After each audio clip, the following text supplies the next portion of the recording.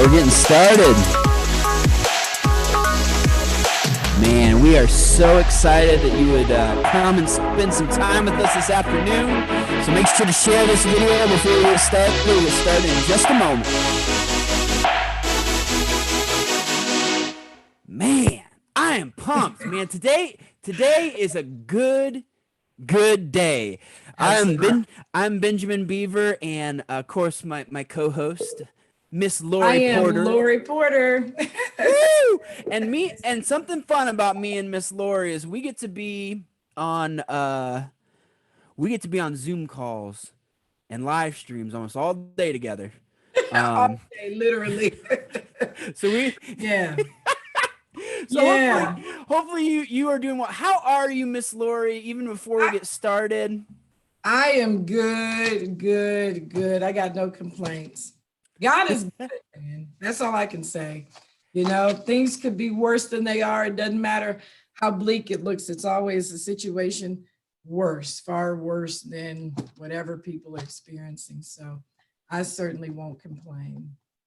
But it is such an interesting time period right now, and connection can be such a hard thing. I know for me, I just passed by one of my neighbors because I had to go for a walk for a little bit. Kids are going crazy. They are going crazy. As I say at the beginning of most of my live streams, I haven't had a naked child go across the back of this yet. We don't want that to happen, but it hasn't happened yet. So, a little bit later, we're actually going to be having Megan, the CEO of Red Oak. And she's going to be talking to us a little bit later in our conversation about just behavioral health at large, and I'm excited about that conversation. We'll bring her on in just a little bit, but first, what we wanted to do is we wanted to backtrack just a little bit. So we wanted to go back to a conversation that we had with the Bishop Joey Johnson, and oh my goodness, Miss Lori, this was one of my. Amazing. Where has he been all my life? Like, I legitimately right there. well, yeah, no, you're right. He has been right there, and he's been right there all along. One of Akron's best kept secrets.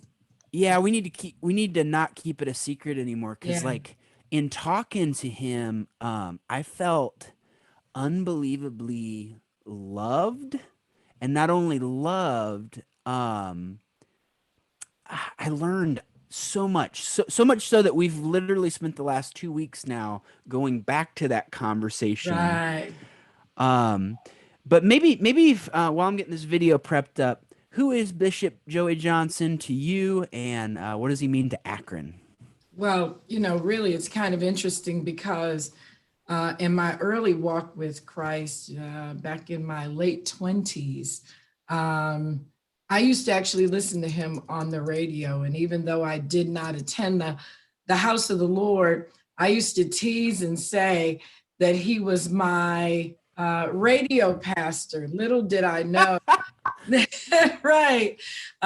Because really, as a new Christian man, his the sermons he would preach on the radio, I'd take my lunch break so I could listen to him.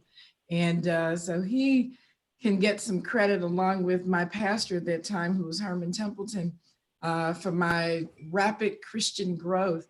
Not to mention that later on in life, who knew that I would pastor a church and he would be our bishop, if you will. So and just to understand it, because this may we always Miss Lori and I joke around. We don't know where you're at today. You can be on here, listen to all our conversations, whether you are Christian, not a Christian, anybody. We want to go across all sectors of Akron. But I never knew what a bishop was until I heard about bishop. And a bishop, and we always let Miss Lori and I was a pastor before, and she's a pastor, and we always joke around about our upbringings of terminology. What is a bishop again? How's that different than a pastor? Well, you know, I like to tell people just in simplest form, when you think in terms of the Apostle Paul, many times you see that he planted many churches, and he would plant a church and leave, and other people would come and they would continue the work that he had started. Today, 21st century, it can be a little bit different. It doesn't mean that that particular bishop or apostle, if you will, has planted a church, but it does mean that they are, if you will, an accountability to the local church. So you're not just out there willy-nilly teaching all kinds of heresies without someone sort of watching out for you, not like hovering over, but someone walking alongside of you in relationship. I often say, where does the pastor go when the pastor is in trouble? And in trouble from the law. I mean, that maybe they're exhausted, or maybe they're just worn out, or maybe they've just hit a dead spot or a hard spot in their life. It is great to have an overseer of some sort, whether that's a bishop, an apostle, or in some denominations, they just simply call them overseers, meaning that that one person is responsible, if you will, for feeding those who feed the sheep. Best thing when it clicked for me, it's a pastor of pastors. Pastors, yes. And that's what we love about. Well, let me go ahead and bring up this clip. Make sure this guy's working. Okay. Let's give it a listen. If you can't hear it, Miss Lori, just tell me. All right. Okay. Prejudice. I don't want to offend you. I don't. And so what happens after a while is we're not having a conversation because we cannot enter in and talk about the difficult things that need to be talked about, recognizing that when this is over, we're still going to be friends. See, that's what relationships allow us to do. One theologian said, you can only do theology with friends. You can't do theology with enemies, because once you start talking about things you disagree, it fractures you and you can't go forward. But in real relationship, we're going to talk about difficult things. We're going to learn some things, but then we're going to move forward after it's over. We're still going to be in relationship. We're still going to be able to move forward. Well, that frightens a lot of people, and they start to back up because I feel uncomfortable. Uncomfortable is not danger. Now you have to remember, African American people are more emotional externally. We express our emotions externally. That frightens some people. They're like, I don't know what's going to happen. I don't know. Nothing's going to happen. I've never attacked anybody. Never hit anybody. I have all my rabies shots. Nothing's going to happen. Okay. But the problem is, if fear can paralyze the process. And what I need to do, what I try to do, is disarm people and let them know you're going to be okay. There's no way you can ultimately offend me by dealing with me as a real person. We're going to work through those things. Wow, man. I like you, Bishop. I like you a lot, man. Because like I said, I get secondhand wisdom. Oh, you're getting it firsthand today, bro. I'm getting firsthand today, man. Oh my goodness. I absolutely loved having that conversation. Like I said, I felt very loved. But man, there's things in there. That's it's not sweet going down. Wait a minute. Like, we're supposed to be. But if you look at it from the perspective of relationships, and Bishop often says that relationships are everything. So if you look at the structure, the maintenance of good, healthy relationships, then we realize that we are not always going to agree. I mean, I have friends that are of every different denomination that you can imagine. And there are just some things that we absolutely are not going to agree on. We can, and I mean, I've got some friends that, I have some really heated discussions with, because I can be like a dog with a bone sometimes. And Bishop not you, Miss Lori. I've never ever seen that before, Miss Lori. Yeah, I can. Sometimes I'll get on my soapbox and there's no getting me down off of it. And I'm driving home whatever my belief is about a particular thing. But the bishop said, it's hard to talk theology with friends, because in theology, we're talking about, the study of the nature of God. We're talking about our religious beliefs. And So I think it is important for us to always stay open and transparent, whether we're Mm. biology or race. You have to have those, and that's when you're going to know who your real friends are, because it's the people that after you've had a heated discussion that you're still looking at each other going, oh yeah, I'm hungry. You go Yeah. from heated to, okay, that, oh yeah, we getting lunch still.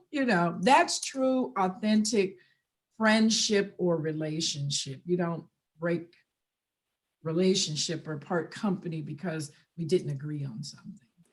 Yeah, and I want to push deeper into that, specifically towards that concept of race, Yeah. and how it's fun. Well, it's maybe not funny to some people, but like I have gotten so comfortable at this point, and we always joke around here on Love Akron Live that I'm the Right. ignorant white male. Right. Um, and I say that in jest, but at the same time, I actually want to be taught because Mhm. Miss Lori, I have no idea what it's like to be a black woman Yeah. living in Greater Akron. So what I find is I've gotten comfortable with that conversation. Sometimes I catch myself. I'm like, oh shoot, not everybody. I'll start talking the way that we talk as Right. coworkers and everything, and Right. all the fun things that we've learned. Um, Because we're how very how hot. We're very hot. we got to explain to everybody. I mean, not Kemp everybody often, knows. Kemp always talks about it's his looks. He's hot. No, humble, open, and transparent, and we are. And I mean, we have been, have had some very, very difficult discussions. I mean, as a team, we have, especially Yep. we didn't know each other a year ago. Mm-mm. A year ago, some of us had never met. Hmm. We've had to have some heated discussions that involved us talking about race and privilege and what it is Hmm. to be Black, and the injustices, the inequities that exist in our world. And yeah, But so what we're, what what what I've absolutely loved about those conversations, and this is just personally, even at times I've gotten heated up. You've gotten heated up back at me, and we've gone at it. But I yeah, really do mean it. Is like, and we leave and say, hey, love you, Miss Lori, yeah. and that right there takes time. So talk to Mhm. me real quick about like what kind of efforts can someone take, because this big point that Bishop was driving home was it's about relationships. But a year ago, Miss Lori, to be honest with you, I didn't have many friends that look like you. Not Yeah. purposefully, not just because. Um, and man, at some point we should get into what redlining is and all that stuff because that blew my mind. But Yeah. different places that we grow up in, and then there's this level of like those, and hear me right, not having this heart, but we have those people over there, and those people can be those older people, Yep. those white people, those Yep. yellow people, those I mean, let's just be honest, those people, and On it the other starts to side of the sound, tracks. yeah, and it starts sounding it can sound elitism very quickly without even knowing it. So how do you bridge those gaps, Miss Lori? How do you start those friendships? Because it can't be forced. I know that. Right. Yeah. Um, it's interesting, Ben, because I think that we have to be intentional about relationships, whether they are black or white, um, whether they are older people and younger people. It really doesn't matter. It does take in being humble, open, and transparent. And I think a couple of years ago during an Akron altar call, I gave a challenge to people. I was given the opportunity to give a challenge to people um, to meet someone that didn't look like them, Hmm. get their number, and connect with them and get to know them. And so Laura Birch and her husband came up to me maybe an hour or so after maybe 2 hours after I had given that challenge. And matter of fact, she goes to the chapel, Kenmore. Oh, awesome. And she was like, flush in the face. And she walked up to me, and this is a white gal. And she says, okay, we were trying to leave, but I have to do this because I know the Lord wants me to do this. Can I have your number? I'm like, girl, yeah. So,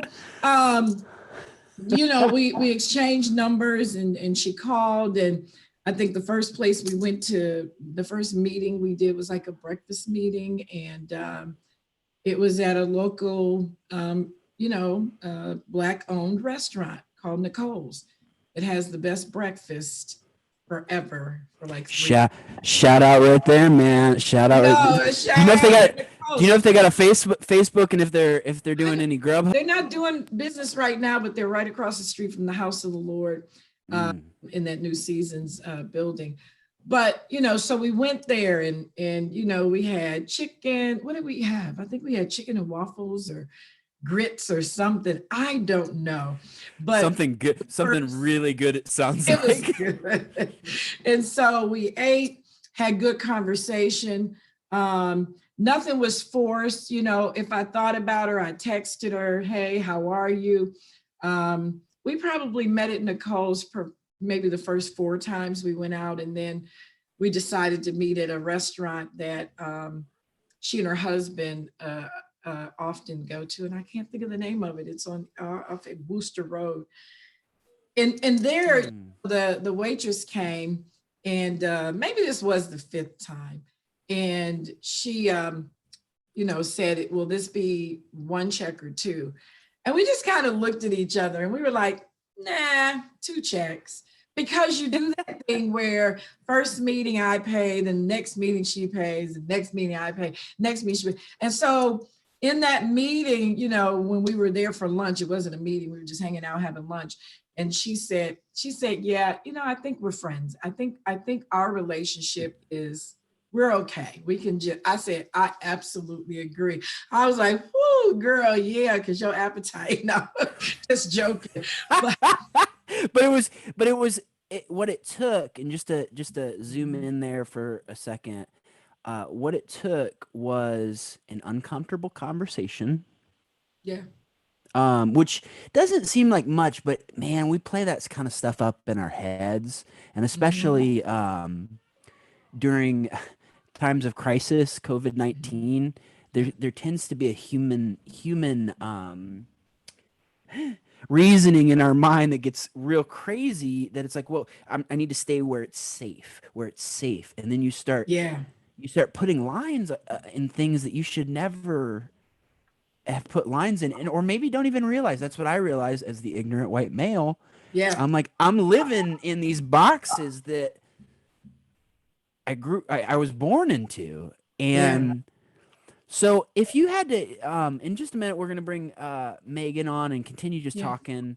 But if you had to give somebody handles on what Bishop was just saying, if it's all about relationships, man, if somebody's listening here today and they look like me, how would you encourage them? And if somebody looked like you, how would you encourage them? Yeah. Let me say this, though. I think before our 5th time meeting for lunch or breakfast, she invited me to a Wednesday night gathering that they do at their church, because they do small groups and they share dinner together. And she invited me over. And so I brought a dish and sat, and Ben, who's the pastor there at Chapel Kenmore. Ben White. Whoop, whoop. Yep, Ben White. I knew him from Love Akron Connect. And so he wasn't the pastor then, but the other pastor was there. It was just a really great fellowship. I also want to say, Ben, before I get into what we can tell people, you might have to remind me of exactly what I was going to answer. But I want to say that I was that girl who attended parochial school, went to Hoban. I'm that gal whose mom in the grocery store, if she had a Kellogg's coupon for $1 off, and whether you're white or brown or whatever, and in line before her or behind her, and she's got her envelope full of coupons, my mama, right? She's going to give you coupons for everything that's in your buggy. So I watched parents, my parents were in business. Even saying buggy, Miss Lori. No buggy. Oh my gosh. I thought that was I just look young, right? you Right. do you Dating honestly, myself. and we joke, all jokes aside, Miss Lori, when I actually found out your age, I was stunned. So I'm a grandma, right? And I yeah. wasn't a baby having babies. I'm just saying. I was full grown. So Yeah, what you saw within your mom then? So this was really demonstrated even in early that on. little Mhm. interaction. Um, yeah, more than anything, the handles that I'm wanting to give people is just practically. We always joke around about kumbaya moments. We don't want to just have kumbaya moments. We want to actually love people and put that into practice. Yes. Um, Yes. so how can we practice? Yeah. So I say, I think it was attributed to Gandhi, who said, "Be the change you want to see." So when I give consideration to what I want to see in the world around me, and what I want my grandchildren and what I wanted my children when I was raising them, the kind of life I wanted them to have, the kind of things I wanted them to be exposed to, how I didn't want them to be uncomfortable when they were in a setting where they were certainly the minority, like one or two Black people in a room of 50 people. I had to position them in life in those spaces in advance. I had to walk them through what they felt going through that. I had to be honest and open with my children about racism and about the fact, Mm, okay, we live over here um, uh, in the suburbs and everybody plays nice, right? But when you grow up and you leave this school and you leave this safe environment, the world is very cruel.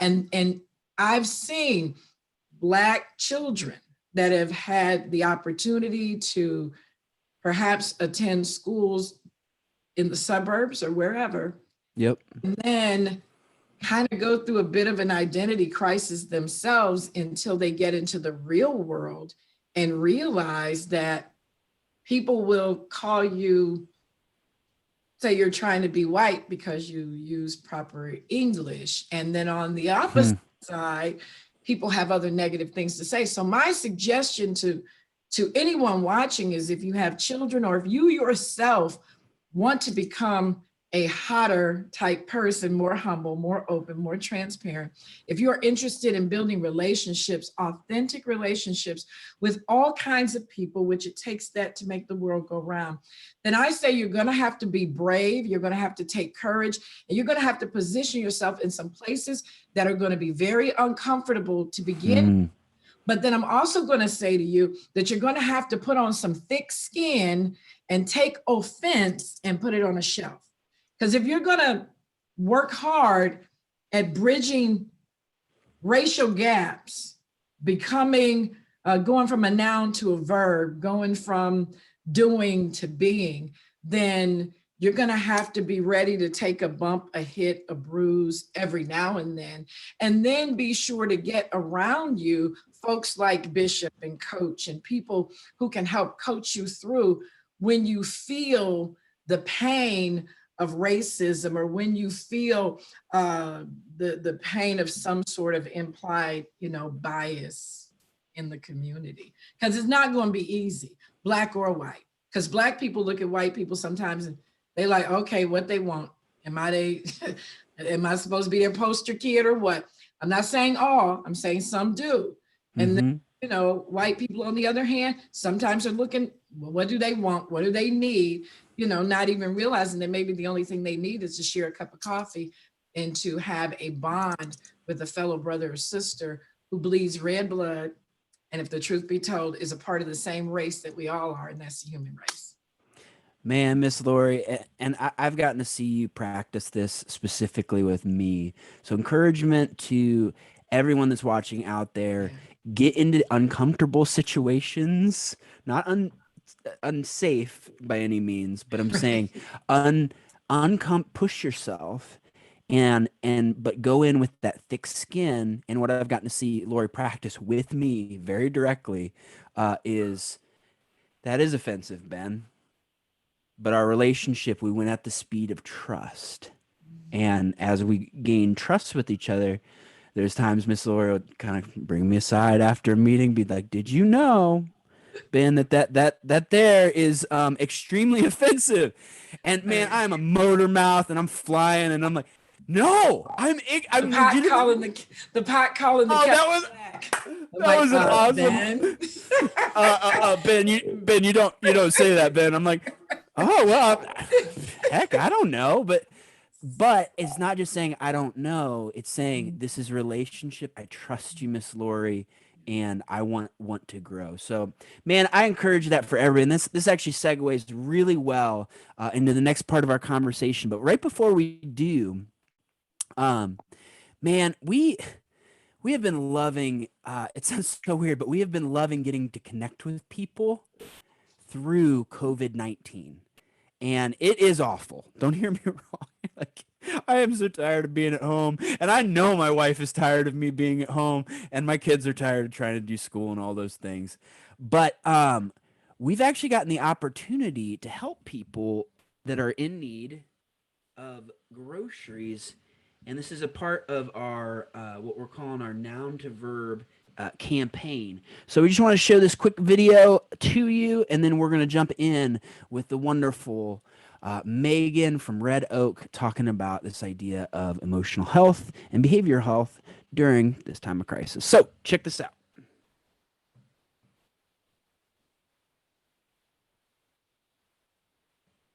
First glance was doing a lot of outreach in this neighborhood.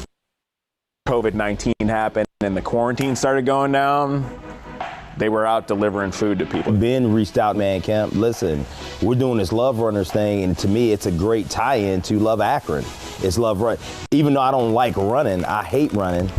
See if you picked that up. Monday through Friday from 9 a.m. to 3, they always have somebody in the office. And this is where you can come and drop off meals. I've had people literally bring it to my house and drop it in my trunk because we're honoring the social distancing. What we're saying is you can literally come and drop it off and get back in your vehicle and ride away and text us, say, hey, I just dropped off my load. And the same thing as we drop off groceries, we're just dropping off on people's porches. And then that way we're not having to even have the contact with other folks, so we're not spreading this. We get it all here. We've had volunteers that bag it and help out. Kenmore Astros helped out. Just a Dad from Akron's helped out. The Chapel Grace, so many individuals has helped. Through First Glance and Love Runners combined, we have delivered 1,500 bags of groceries. Love Runners to me was a great tie-in to what we're doing as far as our noun to verb campaign.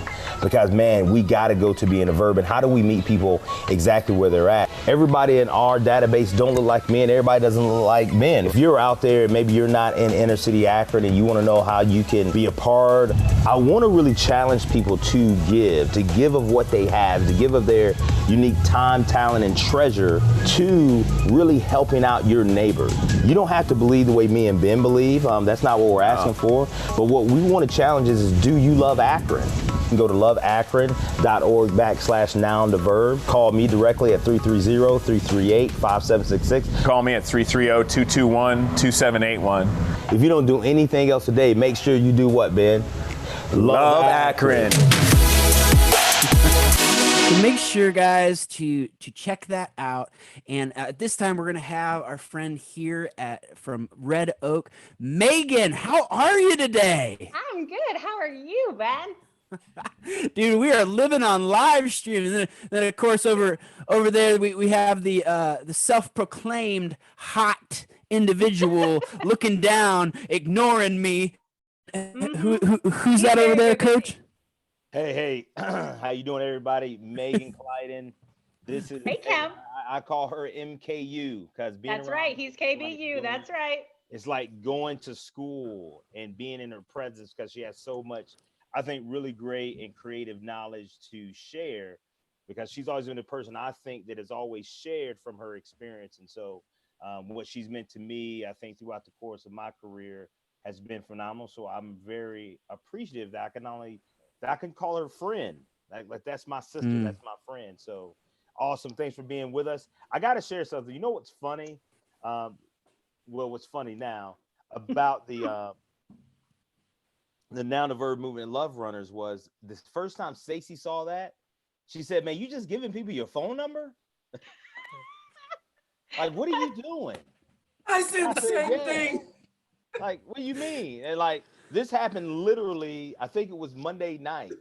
Like, as we shot it, she came and was like, "What are you doing just giving out your phone number to people? Like, who does that?" And so every time Coach, I see that I'm giving number, she pops up in my head. So funny story. well, shout out to man, Stacy Boyd. We know for a fact this man would not be where he Hey man, is she's at blessed, all. brother. Hey, no. She's blessed. Let me tell you something. No. I'm getting. Hold on a second. No, I'm sorry. See, Megan, we love just hanging out and talking. So I get it. hopefully this isn't as official as you hoped it would. No, this is perfect. So one thing I wanted to hit at, and then I want to jump into what your relationship specifically with Coach was before 15 years of marriage, Coach. Man, real quick before jumping into behavioral health, maybe it's related. I don't know. What wisdom can you give us, my friend? We're in COVID-19 right now. 15 years, and that lady has she must have the thickest skin. No doubt. I want to know how I did not know that this is your 15 years. So Kurt and I will celebrate our 15 year exactly 1 month from today. So we are 1 month away from you, man. So you better See? pass some wisdom. I need some KBU. Hey, man, Let's go. 15 years. What you got? The biggest thing, probably the biggest thing I can tell you is that when I enter into my house, I stop being coach. I don't have to be coach in my home. And two, man, if I've listened. Stacy is she's not gonna overwhelm you with her words. So I've had to spend 15 years picking up on the signs. And so in doing that, it makes me have to pay really close attention to her, learn what her love languages are, which I know, and do the best I can to show that each and every day. But she makes my life very easy, to say the least. We have 6 beautiful children running around the house, and even right now, she's keeping the 3-year-old and the 2-year-old somewhat contained. You can't go in that room with your daddy because they want to come in, because they get fascinated seeing themselves on the screen. It's amazing. But no, she's just awesome. Just listening. That's the biggest thing I've done, is just listen. The more I listen, the more I've learned, and it's helped us to be able to lead our family together.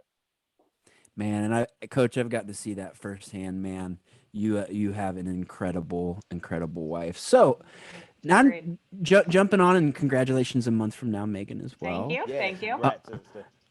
What was your guys' relationship before Coach was, Coach Boyd running around doing 100 videos with this redheaded guy?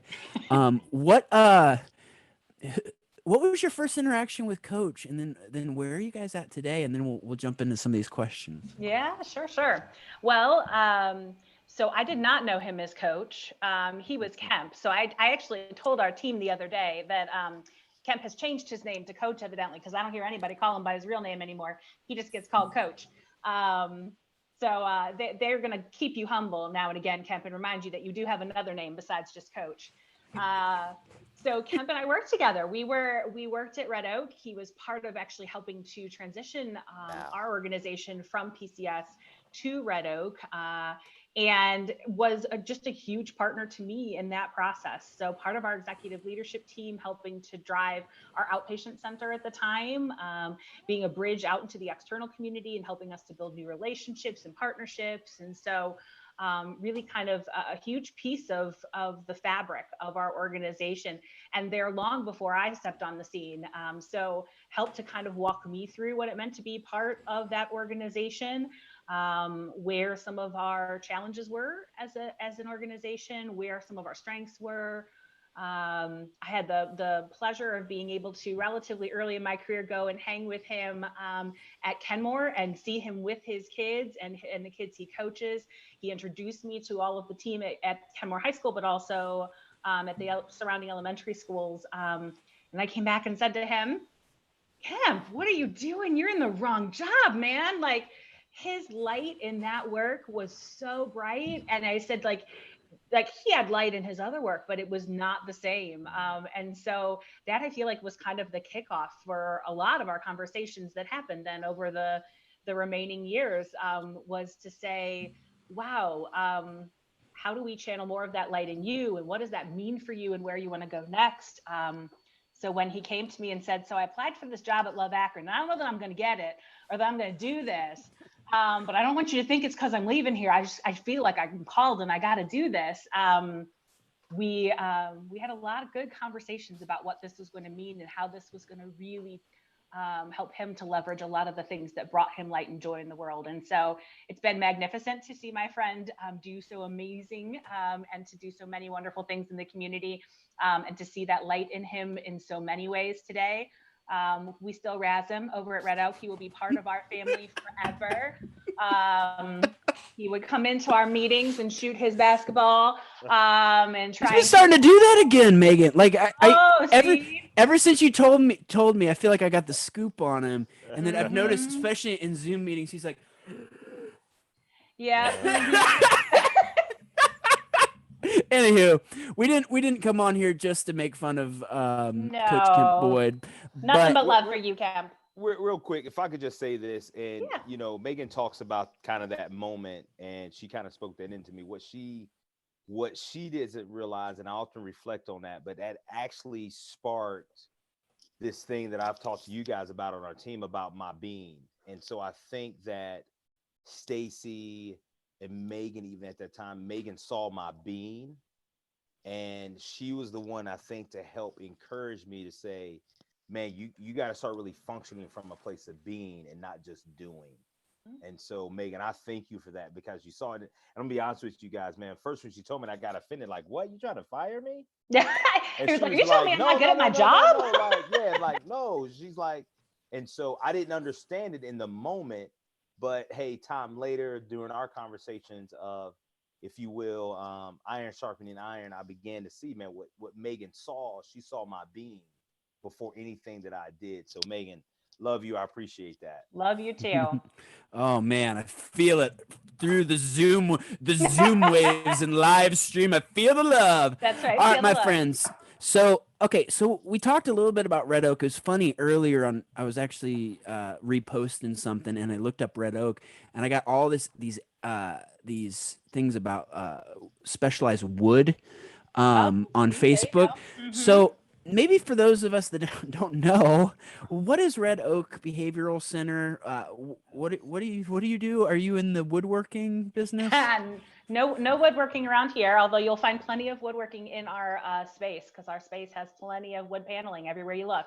Not likely Red Oak, but that's okay. Yeah, so we are a community behavioral health center. So we serve both kids and adults, although mostly adults, with mental health services. So we serve roughly 4,000 kids and families every year, mostly in Summit County, but we also have presence and footprint in Medina and Portage County.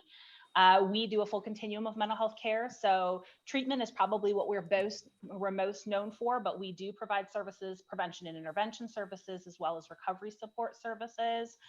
Most of our clientele are under the age of 18. We serve them tiny, as young as 3, and as old as I think our oldest client right now is 93.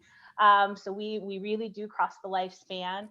We're an agency that really tries to meet people where they are, and then walk with them where they want to go. And so when you do that work and you meet people where they are, that for us is both how we meet people in terms of the clinical services we provide, but it really is about how we physically meet people. And so most of our staff are actually fully embedded in a school building. And so they live, eat, sleep, breathe their days with kids and meet those kids where they are physically, and then meet those kids where they are emotionally and mentally in terms of providing them with support. We do have an office at 611 West Market Street. You can come visit Coach's old office anytime you'd like. Shai might kick you out, but he can show you exactly where his pictures used to go and how his little standing desk used to be positioned in there. And we provide all kinds of fabulous services at our outpatient center as well: case management, therapy, psychiatry, etc. So we are a fully functioning community behavioral health center. And I love it because you said specifically meeting people physically, and we'll get into how that's looking right now Mm-hmm. without being able to. But one thing I learned as Red Oak was coming and being a partner with Love Akron is that they literally do like go to the schools. They have counselors in the schools. I actually got the opportunity to meet a bunch of them. Mm-hmm. When was that award? Man, you want to talk about that feeling like a year ago, Megan? Like, February. It was only in February, Ben. like I, Right? I, like, there's been so much that's happened since then. Like, At there least was 6 years has happened since then. it, At least. it feels like that. But what I got to see was really, in a lot of ways, instead of kind of a traditional model of a behavioral health and counseling, is you, the patient, come to us. And what Mm-hmm. Red Oak is saying is, no, we are going to come to where you are. Mm-hmm. And I mean, I love it. So with that said, meeting people where they're at physically, how has Mm-hmm. COVID-19 been going? Because this is goodness gracious, this is an iceberg that we've run into as the world, and I feel like emotional and behavioral health. Oh gosh, like Mm-hmm. this is a big struggle. So what have you guys been up to? What how have you Yeah. responded? Yeah, so yeah, you're right. It's been a pretty radical transformation, right? So I suppose the saving grace to some extent is that the amazing team that is Red Oak has gotten somewhat accustomed to the fact that when Megan's around, change seems to stir. And so this was not their first rodeo navigating change in my presence. And so I think in some ways we were probably better equipped to handle this today than we would have been 2 or 3 years ago, because I think it would have taken us off our feet a little bit more. We've got a little bit more of a nimble team because of some of the work that we've already done together. We didn't have a whole lot of notice. There's change you can plan for that is coming down the pike, right? That change that you can seed for a year and prepare for when you're looking towards a strategic plan or when you're trying to kind of figure out where you want to go next. This was not that kind of change. This was that change that gets announced on a Thursday and you find out that half of your kids won't be going back to school on Friday. And 90% of your workforce is housed in a school. That's where their office is. And so we absolutely had to be nimble. I think the first thing that we immediately thought is we had to figure out how do we reinvent ourselves? How do we figure out how to do what we do today and do that in a new world? Because as soon as they were saying 3 weeks, right? It's an extended spring break, which is what we were supposed to be on originally. You remember that extended spring break, which is now a really extended spring break / really early summer break. And so, it was tempering our staff's anxiety and really being able to be present for them. I think about how many of them have kids of their own. We have a lot of folks who are raising their own babies right now and who are thinking, how on earth am I supposed to do my job and take care of my kids if they're not going to school? The same thing, right, that so many people around throughout our community are thinking right now. So we had to temper their anxiety, but we also had to temper the client's anxiety. What's going to happen? I don't know how to function if I don't have this person who helps me to figure out how to manage through my anxiety. And we had to reassure them that even though they couldn't come to the school to get their service, that we were going to figure out a way to bring that service to them in their homes, just like we brought that service to them in their schools. So it took us about a week to be able to put together the logistics. And, it helped that we had already been looking into telehealth services for a variety of reasons and kind of had some of that research in our back pocket. So we weren't starting from scratch. But we had to, retrain our staff. We had to make sure everybody had the right technology to be able to do that work in the field. We had to retrain our clients to make sure our clients had the right technology to do this work. We had to make sure that we had tools that were going to allow us to do that with our computers, right? So the right kind of HIPAA protected tools that were going to take clients' information and keep that secured and safe when we were talking with them over the air. So I think there were a lot of those logistics that had to get ironed out. Anytime you go through change process, I feel like you've got to lean on where your team's strengths are and be ready to navigate where their weaknesses are. I am blessed in that I have a team whose strengths are, one, they're incredibly resilient. These are therapists, case managers, administrative team members who understand how to persevere in the face of challenge. And so they don't get scared off easily. And number two, they are also people who are incredibly committed to one another and to the clients they serve. And so there really is nothing they wouldn't do to step in to make sure that their kids and their clients are okay. And so when you're coming from that place of heart for one another, that place of heart for the clients you serve, that's a big strength to be able to capitalize on when you need to move into a new system, because they're already coming at it from a framework of we have no choice but to get to yes, because people need us and we got to be there. And I think, on the challenge side, we knew that probably one of our biggest challenges is that we're uber decentralized. So you all think, you all spend a lot of time together normally in a cute little office and you see each other every day. We don't. A lot of us see each other. Sometimes it's once a week. Sometimes it's once every couple of weeks, because they're fully living in an office that's not in the same building as mine. And so what happens when you decentralize is communicating is really tough, but so is consistency. You just get really different models. And so if you go to therapy and see a therapist present at Kenmore Garfield High School, that way of engagement is not going to look the same as it does. Look at that. He's cheering. Go Rams. But it's not going to be the same, even as a therapist at Bookdale, right? Even though they're both in Akron Public Schools and they're both serving kids in a very similar community in terms of proximity or location, their experiences are different. So we knew we had to be able to capitalize on that strength, but we also had to figure out how are we going to give them as tight of an infrastructure as we can so that they can leap with this and go, and that they can have enough structure around it that they can operate.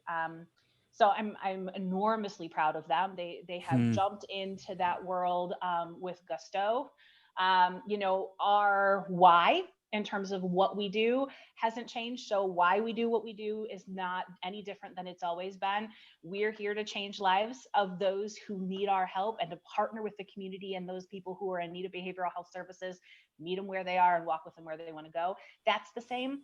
But the what we do and the how we do it, totally different today than it used to be. Like totally new plan. Oh man, and I think all of us as a culture are feeling this right now, and I think there's a lot to be learned for leaders that might be listening in here on the live stream, or even afterwards.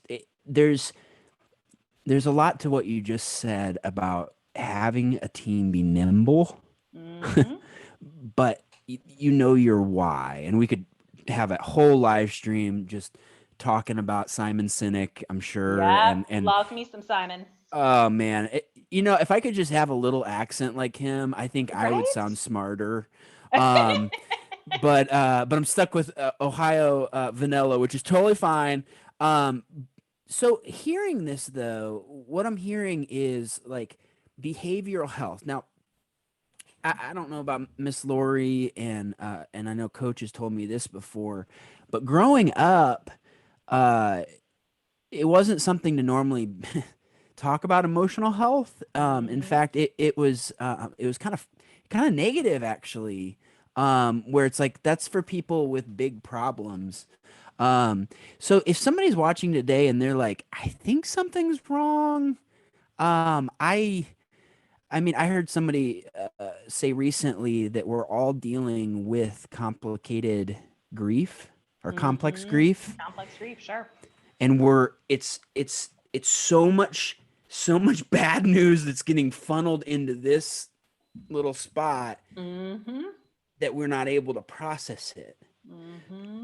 So looking for practical handles with Red Oak, how could somebody listening to this reach out to you? How would they interact with you? Is that safe? Is everybody going to be on live stream and they're watching my counseling session? That's weird.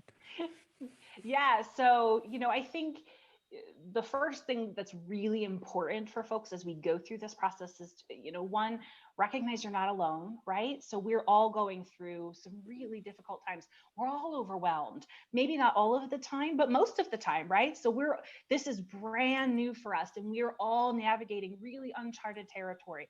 So it's completely normal and appropriate for that to be the case. So that's kind of part two, right? Acknowledge the appropriateness of the feeling. So one, you're not alone.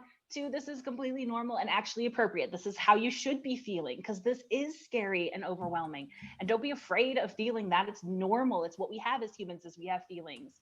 And so acknowledge what those feelings are, and give yourself permission to feel them. That's completely okay.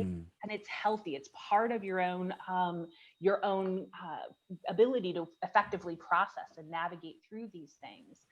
I think the next step is really thinking about when and how do you need to lean in. And leaning in means different things for different people, right? So there are places where you may say, I need to lean in on somebody else. I'm used to being the caregiver. I'm used to being the one who takes care of everybody else. But right now I'm feeling overwhelmed. I just had this conversation the other day with another individual who's a psychologist. And she said, I'm supposed to have it all together, right? Like, I hope other people work through these things. And I'm losing my mind right now. Like, I feel like I can't pull it all together, and there's so much going on. And so she needed to lean in, and that's normal. We talk about things like coaching and mentoring. And for some reason, when we talk about coaching and mentoring, those things sound really cool and hip and appropriate, right? Like, I love coaching. I've got a mentor. We talk about those things with great prestige. I'm growing so much, and I love all the things that I'm doing, and it Absolutely. always feels good to be coached. Right. But the flip of that is therapy is no different, right? I mean, that's really what therapy is. It's a more formalized structure around coaching and mentoring. It's somebody coming together with you who is hopefully kind of that unbiased perspective on, hey, what are you experiencing? Which pieces of that are in your control? Which pieces of that are outside of your control? And how can I help you to put some frameworks in place that are going to help you to move forward? And that's what our coaches do for us when we do professional development. They say, hey, Ben, this is what you're great at, and this is the area where you're lousy, right? You were just talking, Miss Lori's been coaching you, it sounds like, right? So, I Oh mean, man, you've been getting that. So a lot. we do that for each other all the time. And I think we have to do better as an industry, and certainly as a community, at acknowledging that that's really what the therapeutic process is it's really just getting support from somebody who can help to be that lean in for you when you need it. They can be that guide, that mentor, that support for you, that is separated enough from the experience that you're living that they can give that kind of unbiased and outside perspective to you, that helps you have some insight into yourself and where that's going. I think people associate so often therapy with, really extreme behaviors. And certainly we treat some folks who have really extreme behaviors, but mental health and mental wellness and mental health treatment are really not just about that. They're about handling everyday stress and anxiety. They're about being able to help people to navigate through grief and loss. We're all grieving and losing the old way of being right now. Oh We my are. gosh, We are. it's this level of like, and we all find ourselves saying, "Oh, I wish it would just be normal." But Mm-hmm. man, I'd love to ask Miss Lori, Mm-hmm. more so hearing all this. You're in the middle of caring for your dad. You have essential workers working in your house. I mean, honestly, we just do this live stream to get free consultation with people. Um, uh, Help what's us. what's going on in your head and heart while Megan's talking Yeah. about these concepts? Yeah, that's good, Megan. One thing that came to me though was, I think that when people are considering mental health and when it's time to get help, I kind of always remember, I think during Change Direction campaign, trying to, like you all, remove the stigma from mental health, whether it's in the church house or the workhouse or your house. Yeah. One of the things that someone said is, if you broke your foot, Mm-hmm. You would not just keep hopping around for months while Right. watching you unable to walk, function, if you will. And they say, well, what's wrong? Oh, nothing's wrong. I'm okay. No, your foot is broke. So you're going to go to emergency because there's something that is bruised or broken or sprained or strained. And, mental health, I always remember that Yeah. if you are hurting emotionally, if you find that you have no peace, there's just always a turmoil. There's just, there's never a quietness internally. We understand externally. I have some grandchildren, right? I'm And still we got waiting a for I'm still waiting for the kid that's gonna go across the back naked. It's gonna happen in one of these live streams, guys. I'm sharing a space with we have a playroom just across from my desk, and so there's a 6-year-old who's very quietly playing Aw. in her easels and I things. don't have 6-year-olds like that. So okay, so But- here in these go ahead. But I just was going to say that, that might help someone too, that if Absolutely. that you have this pain internally in your mind, emotionally, you're always saying it's a pain. It doesn't mean that something's broken.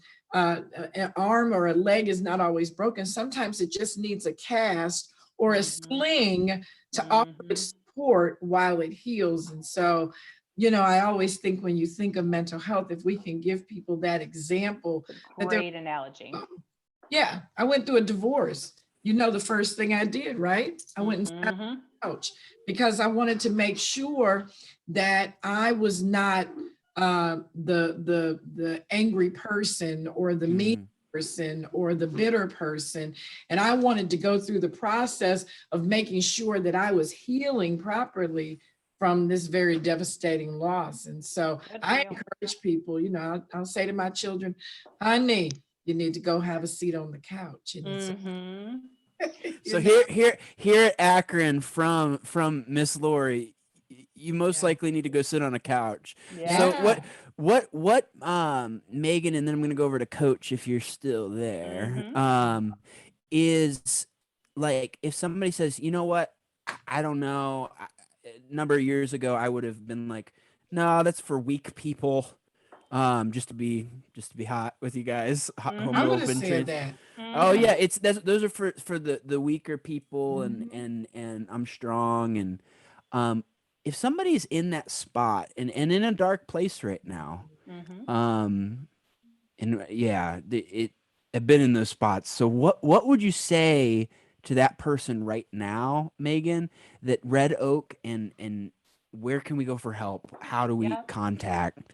Yeah. So those are the people who need to lean in, and they do absolutely need to sit on the couch, right? So the joy of it is they can sit on their own couch right now. And for a lot of folks right now, that's actually a really great stigma reducer. So sometimes it's really easier for me to be able to talk through a computer than it is for me to have to sit face to face with you in an office. So we do a same day access service. So we just launched same day access a couple of weeks ago, which means that anybody can come in any day of the week to be able to get care and be seen the same day they ask for care. So all they have to do is call us. So they call 330-996-4600. Hold on, say it again. 330 996 996. 4600. And this is what are they asking for? Same day care, you said? Yeah. So all they need to do, they're going to get an answer, and they're just going to need to say, hey, I think I might need to talk to someone. They'll ask a few real simple questions, nothing intrusive, to make sure they direct you to the right person. And then that will begin your journey. They'll help you to complete all the paperwork that you need to do completely over the phone. So you don't even need to be on face-to-face on the computer at that point. They'll ask a few questions over the phone to get you registered within the system, and they'll link you to that first session with a therapist within 24 hours. So there's no long wait for care. Our goal is to capitalize and to be able to take advantage when people do feel ready. to make sure that we are ready when they are, right? That's part of meeting people where they are, is being able to be ready when people are ready, and to not say, we've got an appointment for you on the books in 2.5 weeks, because we know when we do that in 2.5 weeks, my courage, right? I had to muster so much courage to make that phone call. And now my courage isn't there anymore. And I got a million reasons why I can't do that appointment. Whereas if I can sit with you right away when you're ready, sometimes we can literally just transfer the call over. So if the therapist is available, we can actually just transfer that call right over and get that person started in care. So that's pretty amazing. We are doing all of our sessions right now this way, so we can do them either via phone. We can do them via DoxyMe, which is it's a medical tool that looks just like Zoom. So it's a tool that allows us to be able to communicate just like we're doing right here. We can do FaceTime with clients. So for clients who feel more comfortable using their phone, we can engage with FaceTime with them, or we can use WhatsApp. So all of those are tools that are available that we can literally do your therapy session in any of those formats. There's no data that's stored. It's not live streamed, to your point, Ben, right? So nobody else sees Yes, it. no. It's you and I, and it's just a conversation. So we prep with the client beforehand. Where can you go in your house so you have privacy, so that the session belongs to you and you feel safe to be able to share information that you may want to share. The same for us. We want to make sure that on our end of the phone that we are also in a protected space where client information is really protected and quiet. We're doing this, like I said, we're doing this with our kids in the community. So we've had to shift and change. We now deliver meals every morning to kids who wouldn't have food if they, because they were school-based before. So we've delivered more than 11,000 meals. We've sat and done therapy through kids' front doors, and put the glass between us and sat down porch to kid because they couldn't see us over the screen. It was too scary. We bought computers and Wi-Fi hotspots. So if we have a new client or a current client who comes in and says, I need help, but I don't have a way to engage with you. My phone only has a certain amount of minutes and I don't have data to do Zoom. Okay, we'll get you a Wi-Fi hotspot. We'll hook you up with a computer. We'll get you anything that you need to be able to connect. So, our goal is meet people where they are, break down those barriers and get people into care. Care could be 2 sessions and you could feel really great and be in a place where you feel like, okay, that's what I needed. Care could be 20 sessions. Care could be 20 years, right? We won't define that. You define that. So the client's going to define what they want to work on, what do they want to talk about, and where do they feel like we can add the greatest value in their journey, and help them to be able to hopefully gain back some control in this really out of control time that we're living in. My gosh, you guys are such an asset to Akron. Because I know from firsthand personal experience being in an ER, a very dark place, and then being like, here's some ibuprofen and go home. And that's a well, man. So thank you Yeah, so much absolutely. for being a part of that. One thing I wanted to have you and Coach discuss, kind of our Mhm. last little section here of Love Akron Live, is now, Coach. Now, for all the conversation of what I've been talking about with Lori, I'm just gonna play the ignorant person, saying, "Wait, isn't all this feeling stuff for like girls or something, man? Like, this is just like touchy feely stuff. Like, look, man, I'm just trying to get back to work and do what I need to do. Kind of, I don't need emotional help. Come on now. And this could be everything from a young man, young woman, young or older. It's like what would you say to them, Coach? And I would love for you and Megan just to discuss how this is for all people. This is not. I love this quote that you told me at one point. Mental health does not discriminate. And you are muted, so you look good.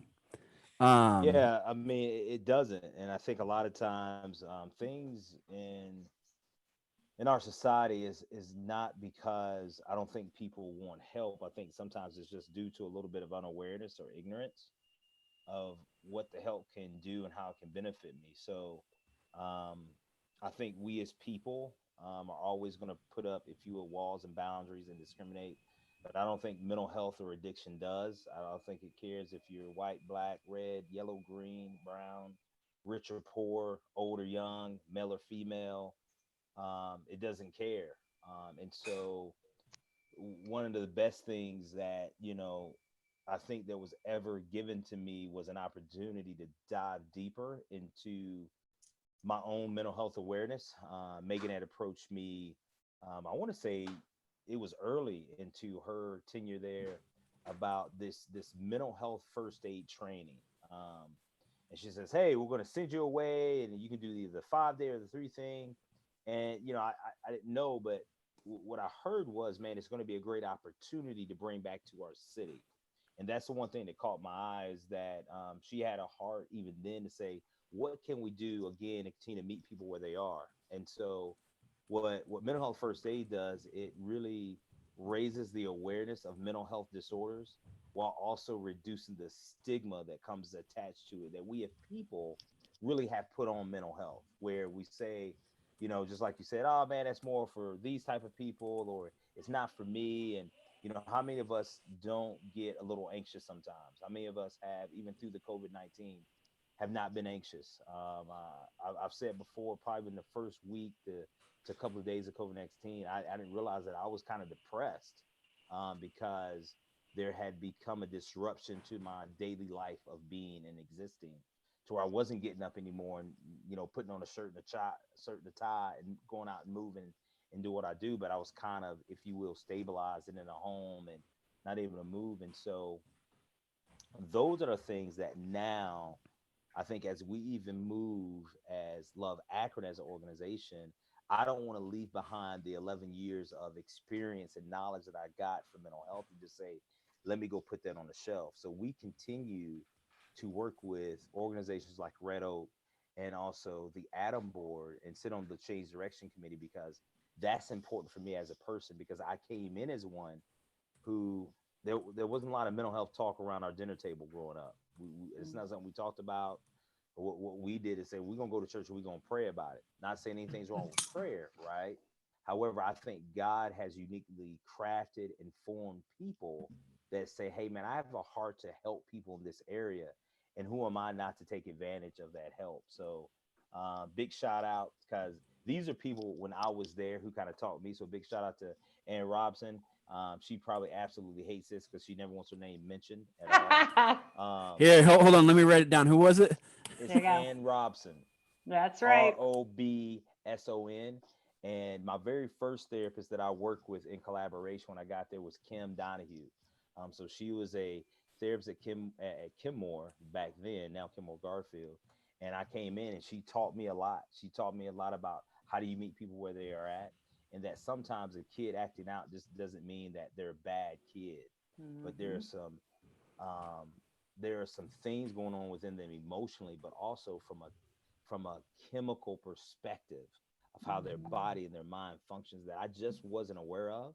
I didn't go to Mm. school for, nor was I exposed to that growing up. So those people at Red Oak has helped me to grasp more of an understanding, to where, man, I'm a lot more empathetic, if you will, and also want to challenge and advocate on the platform of, hey, man, how can we continue to help raise the awareness while also reducing the stigma? Mhm. So Megan, thoughts with that? Yeah, I mean, I think Kemp is absolutely right, and it plays to what you were saying earlier, right, Lori? When you said, "Hey, we're talking about if we broke our foot, right?" In your Yeah. example that you gave, we wouldn't say go pray about it. Just keep hopping on that leg, but just pray harder, friend. That'll heal that leg of yours. Just pray harder. Just not Right. praying hard enough. And that we've got to be able to, as a community, help people to recognize and make that connection that mental health and wellness is no different than physical health or wellness. Our brain and our heart are part of our body too. And it's our responsibility to seek that help, to be able to address when things just aren't quite where they need to be. And mental health first aid is a huge piece of that. The Change Direction campaign, which was kind of an abbreviated abbreviated version, right, of essentially of mental health first aid. It was like, here's what to look for. Here's your quick symptom check of things to look for and how to know when you need to link somebody for care. But they're serving the same purpose. They're trying to help build community awareness. So we have a whole team, an army of us out there in the community who can say, hey, this is completely normal. I've done this. You can do this. It's going to be just fine. Let me help you. You just need someone to lean on right now. And that's all right to lean on somebody. And sometimes, because we do that in our churches, we do that with our friends, right? We've all called our friends and had our venting moments to say, I'm completely overwhelmed. I can't do this. I can't parent and work full time and manage all of this mess. Like, this is too much. I can't do this. No, And you can't. right? You're right. But we're so afraid to say that out loud to somebody else. And the bottom line is the joy of doing that with a therapist versus a friend is your friend on the other side is probably thinking to themselves, dang girl, I'm just as confused as you are. I don't have any idea how to do this. Versus the therapist who's saying, listen, this is what I was trained to do, is help us figure out how to navigate through this. So come on in, let's figure it out together. So I do think there's great value in that, and that the more that we can broaden and increase that awareness in our community so that we can help reduce that stigma, but also so that we can feel comfortable directing people to lean in and ask for help, the better equipped we're going to be as a society, because we won't be holding all that feeling and all that emotion in. And waiting for it to explode at some point. We'll be addressing it as it comes and using the tools and resources that, as Kemp said, God put here for us to use anyway, right? So it's our opportunity to be able to take advantage of those resources, those people who are skilled and put on this earth to be able to do that work.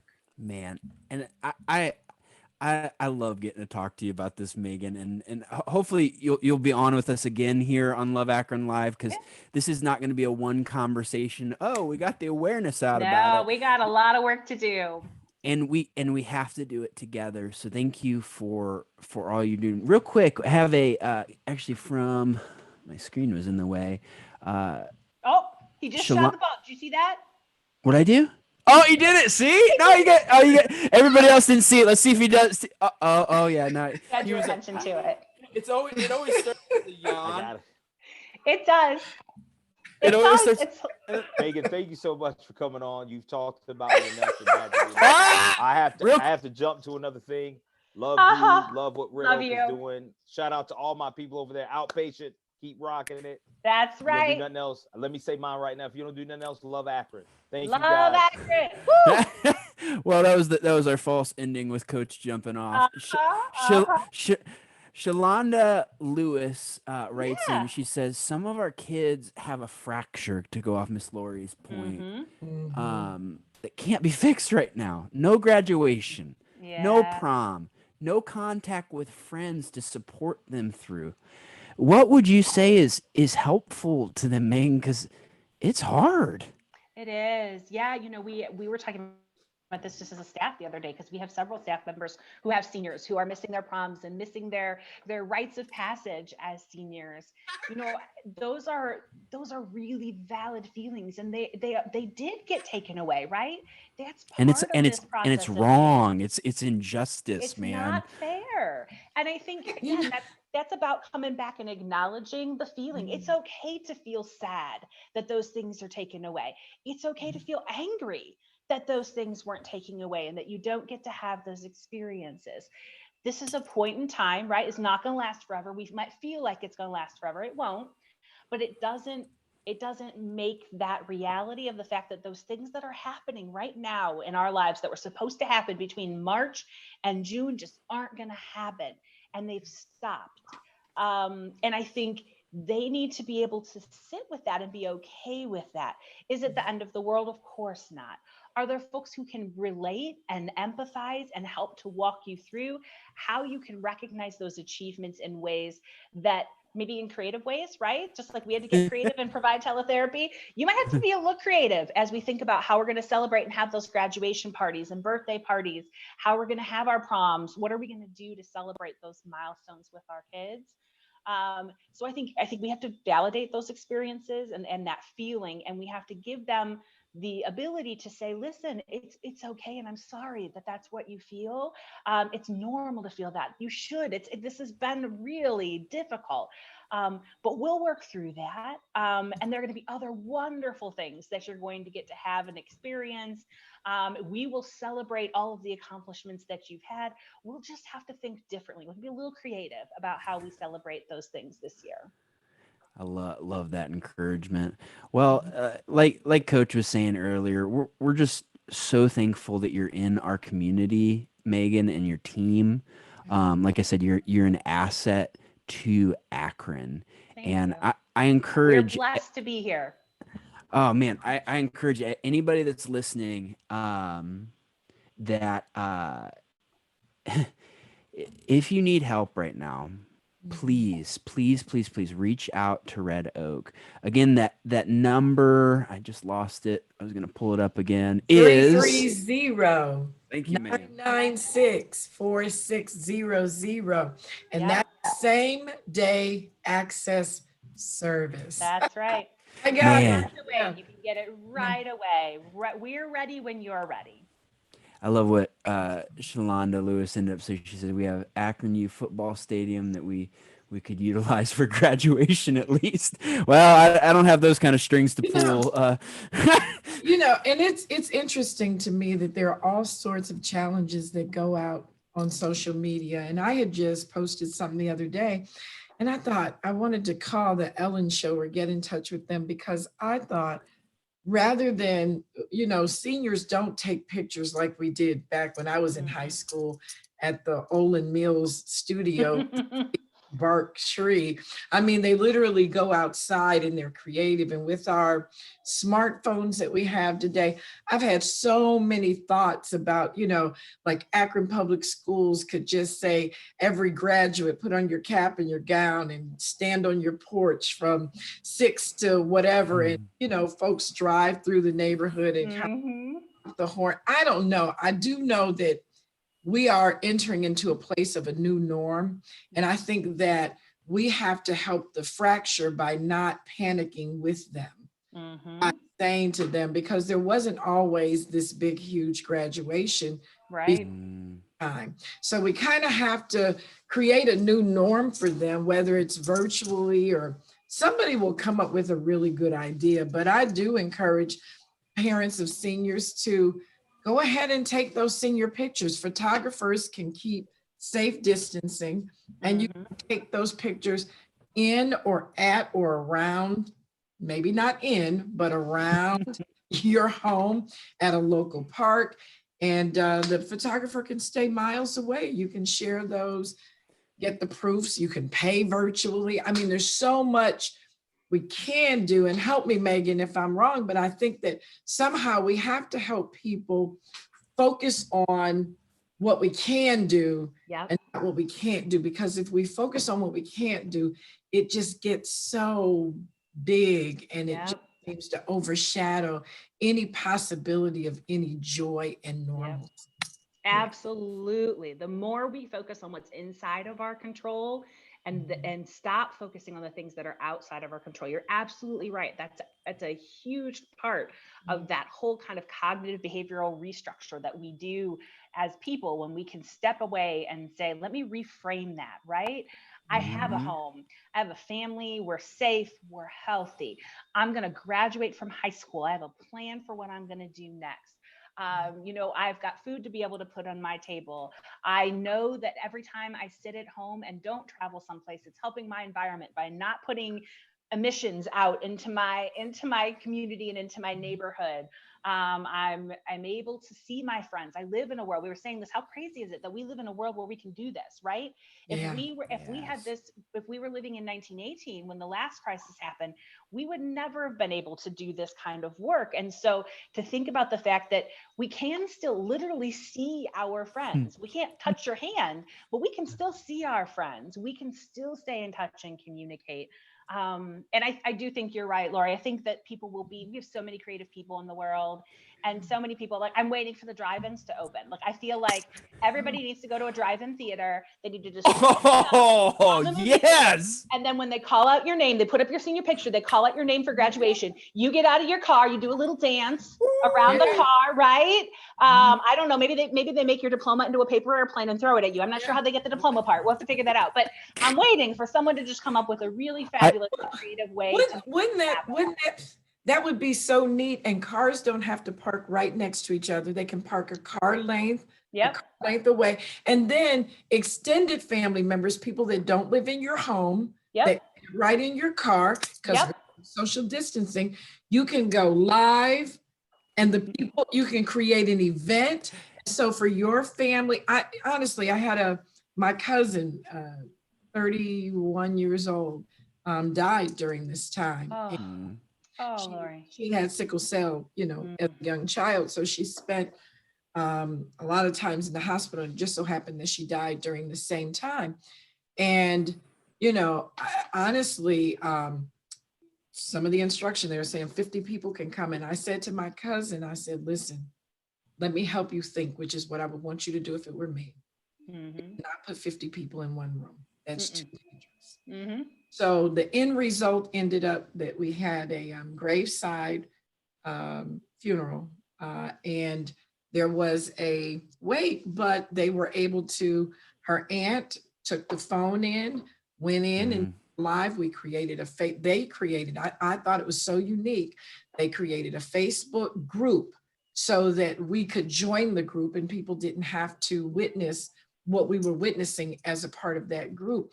But it gave a sense of closure. I think, I know for me, and then some folks went to the graveside and people wore masks and they, kept the social distancing, but we're having to come up with new norms. And the truth is, if, with the numbers the way they are, we might not see a normal for a very long time. And so if we just kind of prepare ourselves that this is, I think it's going to be helpful.